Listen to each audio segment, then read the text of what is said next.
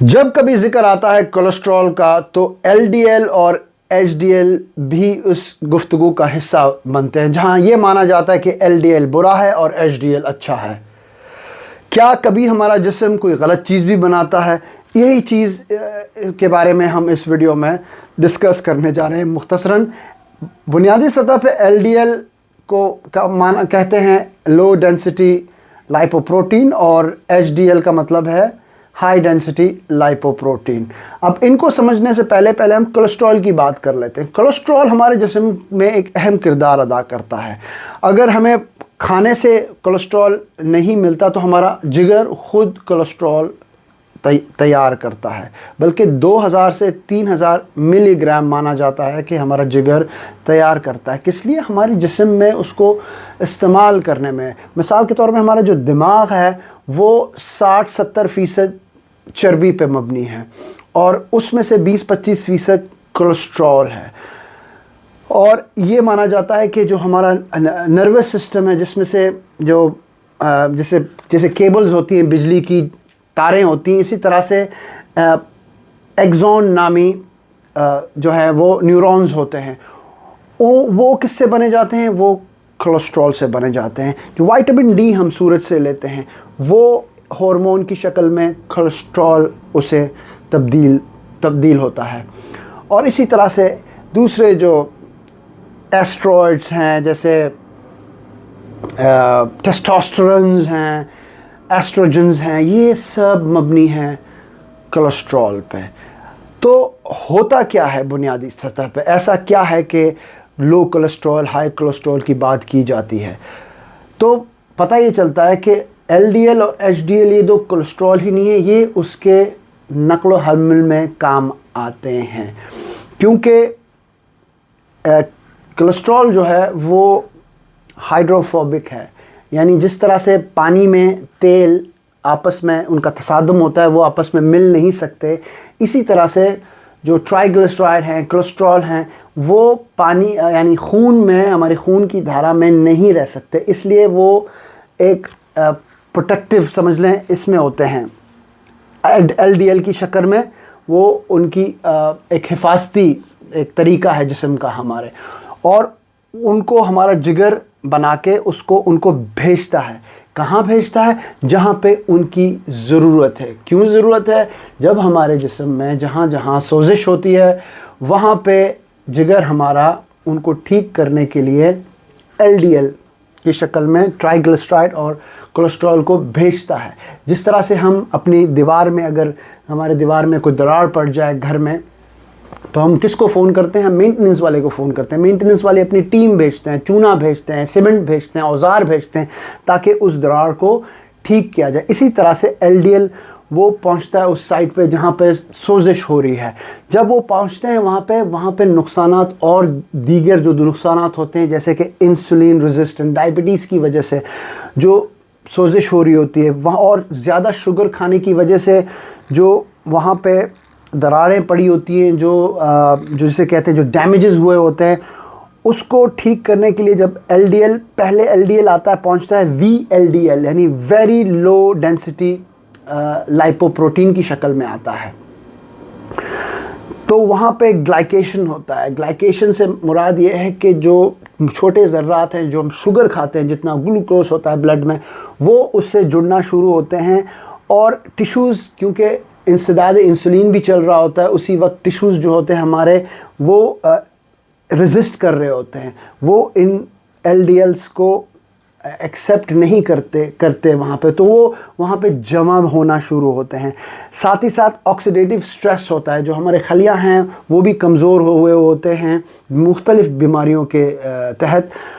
तो ये इस सूरत में एलडीएल जो है वो कमज़ोर पड़ जाता है, वो बन जाता है ऑक्सीडेटिव एलडीएल, और वो फिर कोशिश करता है कि वापस आए जिगर की तरफ, लेकिन उसका क्योंकि साइज़ छोटा हो जाता है, इसलिए जो ऑक्सीडेटिव एलडीएल है उसको जिगर, हमारे जो रिसेप्टर्स हैं जिगर के, ये देखिए रिसेप्टर्स मैंने बनाए यहाँ पे, उनको ऑक्सीडेटिव एलडीएल को तस्लीम नहीं करते। सिर्फ जो ठीक होते हैं एलडीएल्स उनको वो दोबारा जज्ब करता है, उनको रिसाइकिल करता है।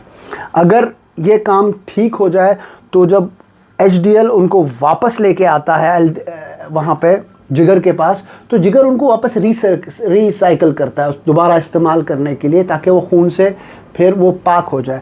لیکن اس آکسیڈیٹیو سٹریس کی وجہ سے اور یہ کمزوری کی وجہ سے یہ ریسپٹرز اس کے یہاں پہ جگر کے اس کو قبول نہیں کرتے، جس کی وجہ سے ہمارے خون میں یہ بھٹکتے رہتے ہیں آکسیڈیٹیو LDL، ٹھیک ہے۔ تو یہ ایک سرکل ہے، ٹھیک ہے۔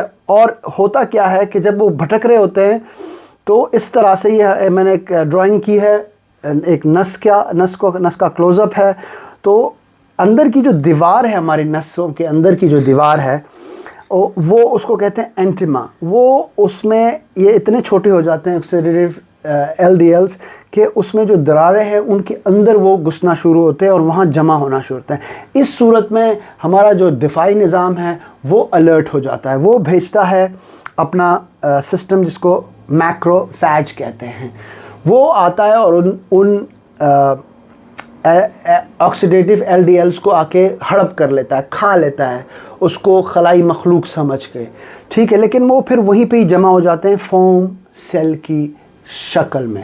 اب اس کا نچوڑ کیا نکل رہا ہے؟ اس کا نچوڑ یہ نکل رہا ہے کہ جو سبب ہے، جو مین کاز ہے، جو مین ریزن ہے، وہ ڈائبٹیز، انسولین ریزسٹنس چل رہا ہوتا ہے ہمارے جسم میں، سوزش ہوئی ہوتی ہے، ہمارے خلیہ کمزور ہوئے ہوتے ہیں۔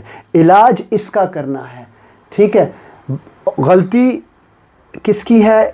LDL کی نہیں ہے۔ LDL جگر اپنا کام کر رہا ہے، ہم نے اگر ان کا علاج کر دیا، سوزش کا علاج کر دیا، تو آٹومیٹکلی LDL ٹھیک ہو جائے گا، ٹھیک ہے۔ یہ ان کا بیلنس رہنا ضروری ہے، نہ کہ LDL بالکل ختم کیا جائے۔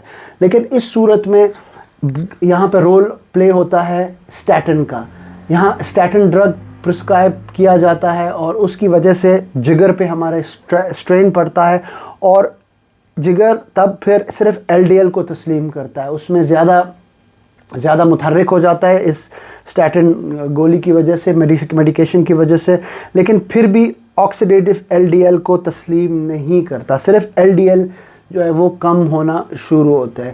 لیکن اس کے لانگ رن کے مانا جاتا ہے کہ اس کے بہت زیادہ سائیڈ ایفیکٹس ہیں، اور کیونکہ پھر یہ کم ہونا شروع ہوتے ہیں کولیسٹرول جنرلی، تو وہ ہمارے ذہن کے لیے، ہمارے پٹھوں کے لیے تکلیف دہ ہوتا ہے، ہمارے لیور پہ بھی اسٹرین پڑ رہا ہوتا ہے، اور ساتھ ہی ساتھ وہ ایک CoQ10 نامی ایک انرجی پروڈیوسنگ نیوٹریشن انرجی توانائی بنانے کی ایک خاص ایک پروسیس ہے، اس کو بھی بلاک کرتا ہے یہ اسٹیٹن ڈرگ۔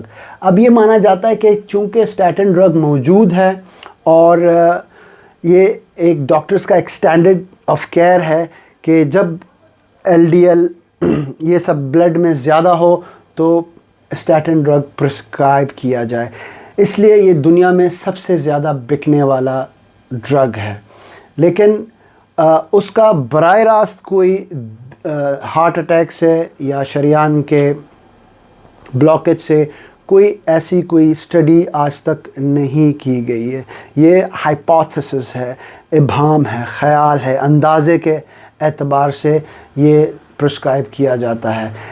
اس کا جو خلاصہ ہے، اس کا نچوڑ جو ہے، ہم نے یہ سمجھنا ہے کہ اگر ہم نے ڈائبٹیز اور آکسیڈیٹیو سٹریس یعنی اپنے کھانے پینے کو ٹھیک کر دیا، مثال کے طور پہ یہ جو ویجیٹیبل آئلز ہوتے ہیں جو کہ حقیقت میں ویجیٹیبلز کے نہیں ہوتے، وہ سیڈ آئلز ہوتے ہیں، وہ پروسیس ہوتے ہیں، مراحلی کھانے نہیں کھائے جائیں، بہت زیادہ شوگری آئٹمز نہیں کھائے، فروکٹوس کارن سیرپ، فروکٹوس ریلیٹڈ زیادہ بہت آرٹیفیشل جوسز اور اس طرح کی چیزیں، کیچپس اور ڈریسنگز جو ہوتی ہیں، سیلڈ ڈریسنگز وغیرہ، جن کو ہم سمجھتے ہیں کہ وہ ہماری صحت کے لیے اچھا ہے، وہ نہیں، کاربوہائیڈریٹ زیادہ نہیں، لو کارب اور ہائی اچھا فیٹ جو ہے وہ کھانے سے یہ اپنی اس کنڈیشن کو ٹھیک کر سکتے ہیں۔